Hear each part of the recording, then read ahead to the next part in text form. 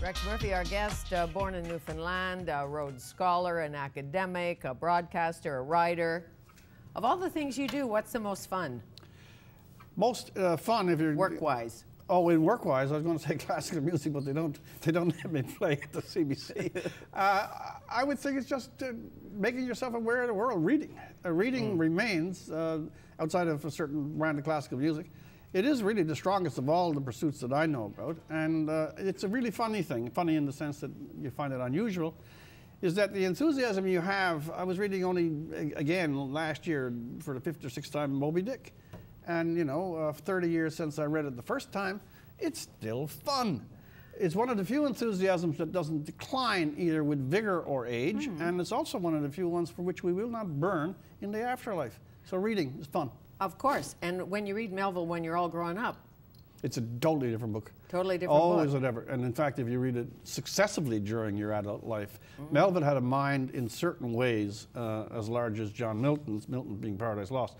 By the way, he built a lot of Moby Dick for anyone who's interested in this, on Paradise Lost, Sir Thomas Browne, and some of the Shakespearean tragedies, plus a touch of the Bible. So in a sense, it's an encyclopedia of 4 or 5 of the great minds of Western life put into this great narrative about a whale. I'm digressing vastly for this time of day. A little bit, but let's go back to the great minds, the great political minds in this country today. Who are they? Where are they? Bob Rae has a great mind. He has a good mind. He has a good mind for politics. No question at all. That's a high compliment. I mean, he knows the game. He's a good student of it. He also has a capacity that some other politicians don't. He really did learn from his mischiefs or errors as NDP premier. I think that set him back. But as opposed to some of the more shallow characters, Rae put some character, we go back to our word, into himself from that encounter. Well, if you can do a skinny dip with Rick Mercer on television, you've got some character. Well, you got some pizzazz anyway. Pizzazz. But he has that capacity to learn. So that's why, as I say, in our context, that's a fairly high gold star. Today, it is the gold star, to learn and to grow and to move on. I don't think there's another way to deal in this world today. It's always been a good way to deal, but there were days when you could remain entrenched. It's true. I think, by the way, he doesn't get the credit for it because he uses a debated figure, like Trudeau this morning even, is Harper. We think of Stephen Harper, the people who dislike Stephen Harper, think of him as some, you know, kind of menacing, semi-Machiavellian, what's the dark agenda, and we hear the phrase Harper's Canada a lot. I don't know. I met him when he was with one of those so-called organizations. I forget what it was. Yeah, I remember. But anyway, did an interview with him. That's back in about 1995 or 6. Very pleasant, introverted, Taxpayers Coalition probably. Taxpayers Coalition, exactly. And he seemed pleasant, slightly boring, extremely intelligent, but he had thought through things. And I think, and I'll make this really quick, I think that his 2 or 3 goals as minority prime minister, his forced acquaintance with the whole range of the country, that's educated him. He's not as outgoing, ever will be, as Bob Rae or others, so we don't get that easy communication. But he's neither malevolent, and secondly, on the positive side, I think he has learned again, you see. I think he's learned from what he's been doing. You see, and there's another side to him because he's musical. That any person, even if it's the Beatles, love him or hate him, any person who plays the piano has to have a good side. Let's hope. So you mentioned Justin Trudeau. Oh, yes. The small interview he did on Radio Canada, rumor has it they're tweeting madly about Justin suggesting that under Harper's Canada, if it remains so, and there's some anti-abortion still and some anti-gay rights, that maybe we should make Quebec a country. Did he really say that? What I read this morning, and I read it, it was online, but online as a Globe and Mail story, was that if Canada were to be Stephen Harper's Canada, then he could justify, maybe that's upon his own name, he could justify Quebec separatism. This is really, really strange for a number of reasons. I understand in a week or two he's having a boxing match. Now, if Justin Trudeau were to stand up after a boxing match and to say he was for separatism, we could understand the concussion was working its way out. But for Justin Trudeau to elevate the idea of Stephen Harper's Canada, whatever that is, as a justification for separation and therefore to cut himself off from his own father's perfect life work is astonishing. His father, the Federalist, who could do a fine pirouette and all of that, but Federalist. This signals to me that Justin is either not serious that is not in the league of Bob Rae when it comes to things, even as a jest.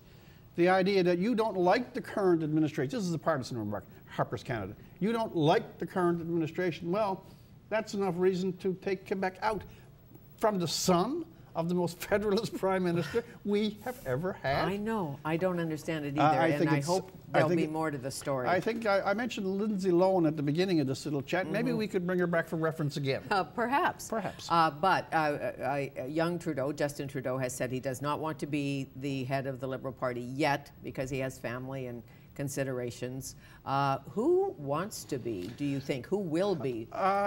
Who's in the trench? It's a really, really good question because Bob Rae has complicated it immensely by saying that he's only going to be interim, and since that then he's given signals that no, indeed, he wants to stay. That can't go. You cannot have the pledge that I'm only here as a really good soldier, and he really is in this context, and I'm not going to assume the leadership or take advantage of it and then do so. Secondly, you're cutting off people, not Justin Trudeau. I don't think he's ready. I don't think he'll be ready in 10 years. But you have LeBlanc, for example, on the East Coast. Yes, Romeo LeBlanc's son. And a very telling fellow, yes. the new generation. If the Liberals are going to take on the current administration, they will have to start looking at people who are one generation down from me and Bob Rae. That's past now. Yes, and put some money into the Liberal bank. That's clear. They're reinventing their... They have got to get coming back. They've got to find the DNA that makes them a national party again. They've lost it. They are not what they used to be. Harper has displaced many of their things. And the NDP's troubles right now, and they're having troubles in Quebec, which are not getting broadcast as much as they should be. The Liberals still have an opportunity to kind of rearrange things and complete a national agenda. The slippage in Quebec, but the NDP proves what most people knew. This was a Jack Layton vote in such an intense way. It was not the party vote. And now this long dragged out leadership convention is letting their support there gradually erode. And Brian Topp would like the nod, I think. Oh, yes. Nicole Turmel, no. She's just interim, so no, not a chance. So Brian Topp would like it. But Mulcair, I'm getting this secondhand just from reading the news stories. But it seems that Mulcair, in any number of ways, despite the high-level endorsements of Broadbent and others for Topp, it seems that Mulcair, both national recognition and other things, that he has the edge. But I'm giving you purely second-hand information. Well, and I think you're right. It was a Layton vote. Absolutely. A Layton love vote, which is never a good reason to vote for someone. It was almost the political equivalent of Valentine's Day for Jack Layton. Really? Yeah, it was, that election. So, next Sunday on Cross Country Checkup, do you know ahead of time what the question will be? We never even give it serious consideration until Friday. A week is a long time in current affairs. I can tell. So we don't settle the topic till Friday. Old age pension, of course. Harper has floated that he'll move the age to 67. Flaherty's come in and said, don't worry, it's not happening tomorrow. We boomers will be fine, fine, fine. Well, again, I'm not even sure whether it was intended or not. I read the speech at so-called Davos that he announced this thing in, and it was a single sentence in a long thing. If it was, if it was a balloon to get people to chatter a little bit about some of the entitlements 10 years down the road, it was unsuccessfully put out there in that it didn't tell people that that was its point. The show I did on it last week indicated to me, and I was to a degree surprised, that even though it's being mooted a decade away, and even though most people really do understand that, by the way, they're not spooked that tomorrow morning the pension's going to change. There's still a truly intense connection. I thought that healthcare was the one that Canadians, you know, when they really were intense, that was it. I'm afraid that if there's any motions on OAS and things, this is political upheaval. But Flaherty and others will be at tremendous pains to tell you that this is at least a decade on. And it's in the context not only of old age security, but in the context of other things like education and healthcare. It is a total thing. Boomers demanding all of these things at the same time towards the end of life.